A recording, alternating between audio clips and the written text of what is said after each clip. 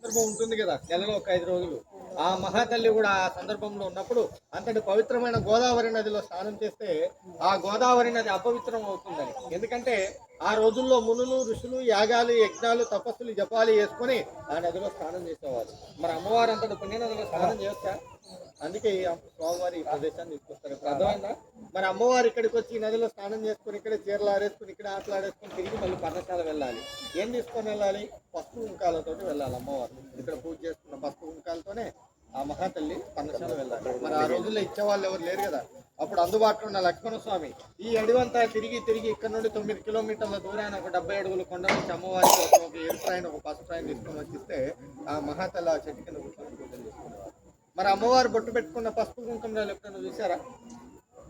అలా ఉంటాయి చూడండి. ఒక రాయిని ముట్టుకుంటే పసుపు వస్తుంది, ఒక రాయిని ముట్టుకుంటే కుంకుమ వస్తుంది. అవి మీకు వెళ్ళేటప్పుడు ఇక్కడ దేవస్థానం వారు ఇస్తారు, తీసుకొని వెళ్ళండి.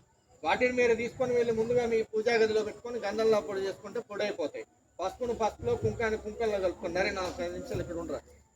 పసుపును పసుపులో కుంకాన్ని కుంకంలో కలుపుకోండి. అలా ఎందుకంటే మీకు రేపటి రోజున ఎక్కువ రోజులు రావడానికి.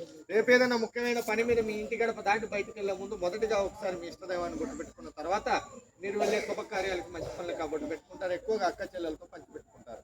ఈ 5 రోజులు అమ్మవారు ఇక్కడ ఉన్న సమయంలో రాముల వారు ఇక్కడ కూర్చొని కాపలా కాసేవారు. ఆయన కూర్చున్నటువంటి రాతి సింహాసనం, దాని కింద రాముల వారి పాదాలు ఉంటాయి. ఇది సీతారాముల వారు కలిసి తిన్నటువంటి రాతి పల్లెం ప్లేట్. అరణ్యవాస కాలంలో పల్లెల పాత్రలు ఏం లేవు కదా. ఈ రాయిన ఒక పల్లెంగా చేసుకుని అందులో పెట్టుకొని తినేవారు. 2 చేతులతో తాగి దండం పెట్టుకోండి. మీరేమన్నా వేసే కానుకలు ఉంటే దయచేసి అందులో విసరకండి. నిదానం వదిలేసి బొట్టు పెట్టుకోండి. మీకు ప్రత్యేకించి అమ్మవారు బొట్టు పెట్టుకున్న పసుపు కుంకుమలకి దేవస్థానం వారు ఇస్తారు. అవి తీసుకొని అప్పుడు చీర గుర్తుల దగ్గరికి వెళ్ళండి. ఇప్పుడు దండం పెట్టుకోండి. జై